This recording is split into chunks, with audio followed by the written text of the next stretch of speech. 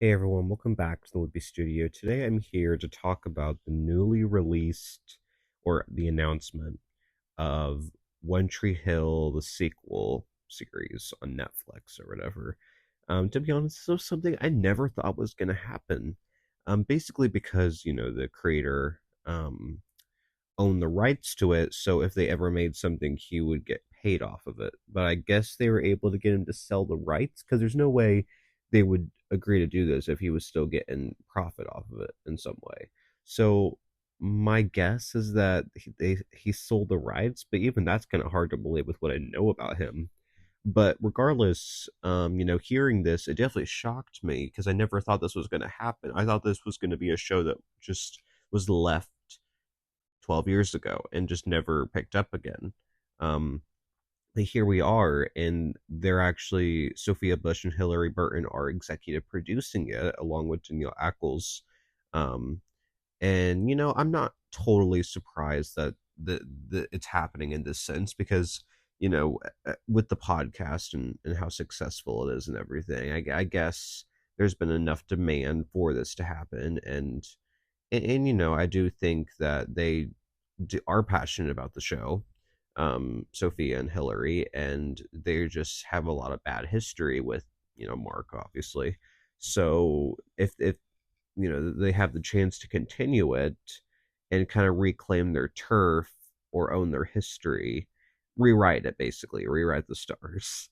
Then they're all willing to do that, and they like that idea. And I do think there's something really cool about that. That although they have all this bad history, the fans want it, and they also want to continue the stories. Like, and it's going to be interesting. I do have some concerns though, and the first one is that it really sounds like it's going to be like the Brooke and Peyton show, and I was never really a fan of their friendship. And to me, I just felt like it was so toxic, like the love triangle aspect of it all, and how I just never bought the Brooke and Peyton or the real love story because they're not. They showed us time and time again how toxic of a friendship that they are. And granted, they had good moments, especially in the later seasons that Peyton was on, like seasons 5 and 6. They had great moments in, but like I personally love the Brooke and Haley friendship, even the Peyton and Haley friendship early on.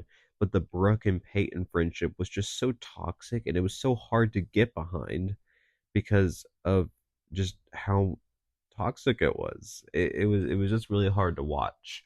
Um, so obviously they're adults now, so I don't think it's going to be toxic anymore. They're going to have like a strong friendship and everything, but like if that's what the show's about, I'm not sure how interested I am about it. And to me, what it sounds like, based on everything I've read, is that it's going to be those two, and they're going to be parenting teenagers in Tree Hill.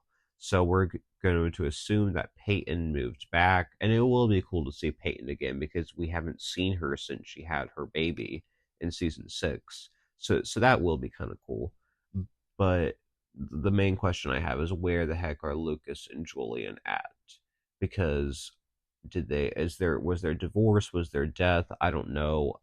Either option sucks, not gonna lie. And I've seen a lot of people say that they're not interested in this because they don't want to see either couple divorced or Lucas and or Julian dying, and I totally agree.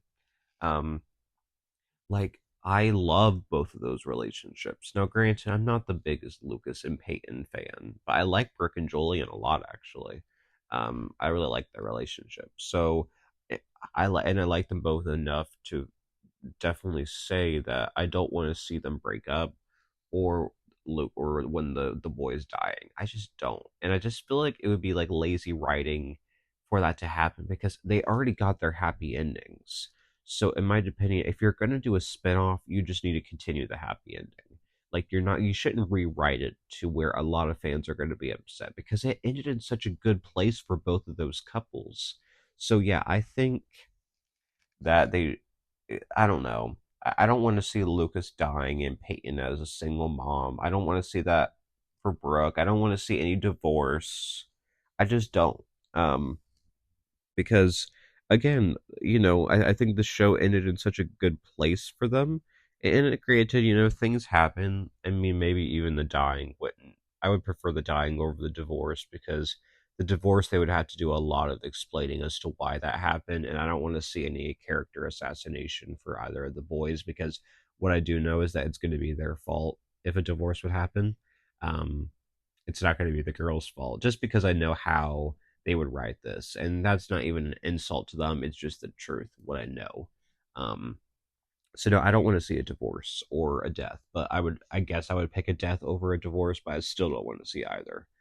Um, but I also need to see Nathan and Haley in this because they are the heart of the show, in my opinion.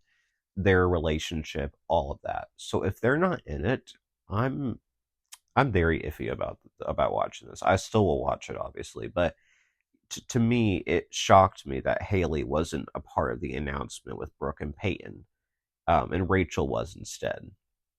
So I don't know. Now, granted, I know there's been beef with Hillary and Joy about certain stuff, but I still think she should be a part of it. And they've been friends for a long time. Like certainly they can put aside their differences to work on this together. Like because if you get Haley, then you'll get Nathan. I think they're kind of a package deal. Um, and all of that. But I think so with Chad slash Lucas, they say he's not coming back. I kind of hope he'll make a guest appearance or something, but depending on how they write it, it wouldn't make any sense for him to just make a guest appearance. I mean, if he dies, then there wouldn't be any point in him being on. If they get a divorce, maybe they could put something in there, but I don't even know what they'll do, to be honest. But yeah, it's gonna be interesting how all this works out. But we are getting Rachel back, so they'll write something with that, and we're getting Bevan back. So those are like the four that we know. But we need Nathan and Haley, and really we need Lucas and Julian too, because I don't want to see divorce or death for either of those couples. But we'll see what happens. And then of course if they can get like Mouth and Skills back, that would be cool. But they're not like musts for me. Like basically, I don't want to see any of the happy endings broken. The only thing I would be kind of willing to accept is if one of them died, but even that is just sad to me. Like, and like kind of lazy writing. So my preferred choice would be is that they just continue those relationships. They don't break them up. But that's just me. But yeah, I'm looking forward to this. Overall, I mean, I think they need to get most of the cast back, and then I'll be really down for it. Um, this is a show I really like. It's probably one of my favorite shows that I've watched of all time.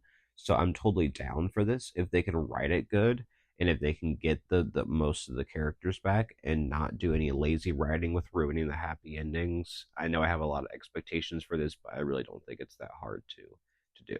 So yeah, comment down below if you're a One Tree Hill fan what you think of this announcement. And yeah, whenever there's any more news about this, I'll be sure to cover it. I assume it's going to come out 2025 maybe or after that. I don't know. But yeah, thanks everyone for listening and bye everyone.